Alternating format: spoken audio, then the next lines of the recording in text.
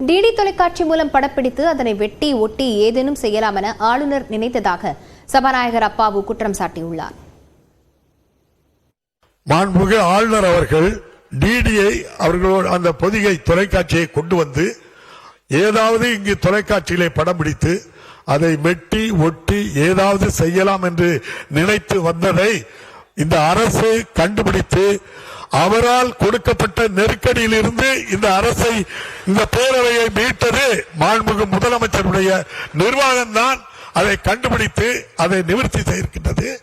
இல்லை என்றால் டிடி அந்த பொதிகை தொலைக்காட்சி இங்கு உள்ளே இருந்திருந்தால் இவ்வாறு நடந்திருக்கும். அது நடக்க முடியவில்லையே என்ற காரணத்தினால்தான் நம்முடைய மாண்புமிகு ஆளுநர் அவர்கள் இப்படிப்பட்ட பதிவுகளை போட்டு தமிழக மக்களையும் தமிழக மக்களால் தேர்ந்தெடுக்கப்பட்ட சட்டமன்ற உறுப்பினர்களையும் இது அவமானப்படுத்துகின்ற ஒரு செயலாக செய்வது வன்மையாக இந்த பேரவை கண்டிக்கிறது. கலைஞர் மகளிர் உரிமை தொகை திட்டத்தில் 3 மாதங்களில் கூடுதலானோரை சேர்க்க நடவடிக்கை எடுக்கப்படும் என துணை முதலமைச்சர் உதயநிதி ஸ்டாலின் தெரிவித்தார். பேரவையில் திருச்செங்கோடு எம்எல்ஏ ஈஸ்வரன் எழுப்பிய கேள்விக்கு அவர் இவ்வாறு பதிலளித்தார். முதலமைச்சருடைய அறிவுரைகளை பெற்று இதுவரை பயன்பெறாமல் உள்ளவர்களுக்கு இத்திட்டத்தின் உதவிகள் கிடைப்பதற்கு தேவையான நடவடிக்கைகளை நிச்சயமாக எடுப்போம்.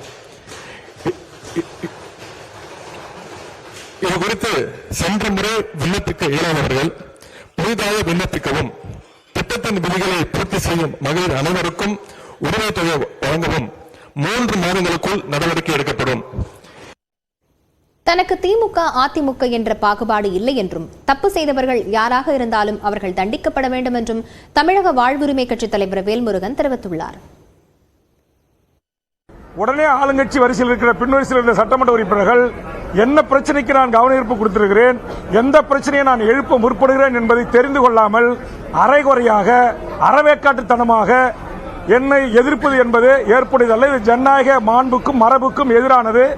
இதை இனி ஆளுங்கட்சி கொறடாவோ அவை முன்னவரும் பேரவைத் தலைவரும் அனுமதிக்க கூடாது என்கிற என்னுடைய வேண்டுகோளை நான் முன்வைக்கிறேன்.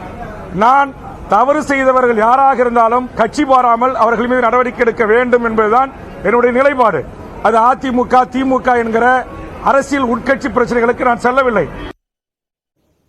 சட்டமன்றத்தில் ஆளுநர் வரும்போது பதாகைகளை ஏந்திய அதிமுகவினர் மீது உரிமை மீறல் நடவடிக்கை எடுக்க சபாநாயகர் முடிவெடுத்த நிலையில் முதலமைச்சர் கேட்டுக் கொண்டதை அடுத்து நடவடிக்கை திரும்ப பெறப்பட்டது.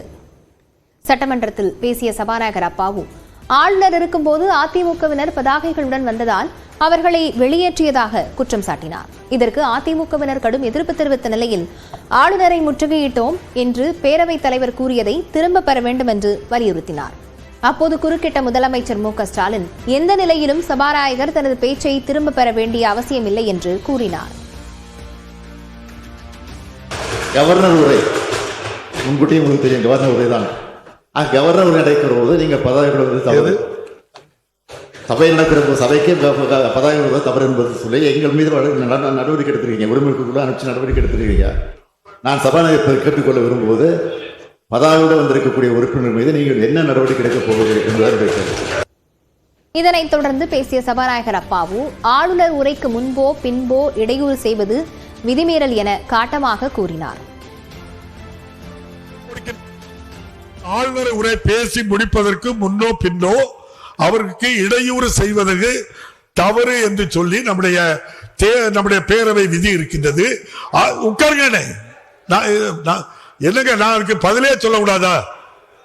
பேரவைத் தலைவரை அழைத்து வந்து ஆளுநர் உரையாற்ற எழுப்பும் போது நீங்கள் பதாதையோடு வந்து அவருக்கு எதிர்ப்பு காட்டினால் அது அரசுக்கு எதிர்ப்பு என்றால் நம்முடைய மாண்புமிகு அமைச்சர் பெருமக்கள் யாராவது ஒரு கருத்து சொல்லும் போது நீங்க எதிர்த்தா ரைட்டு.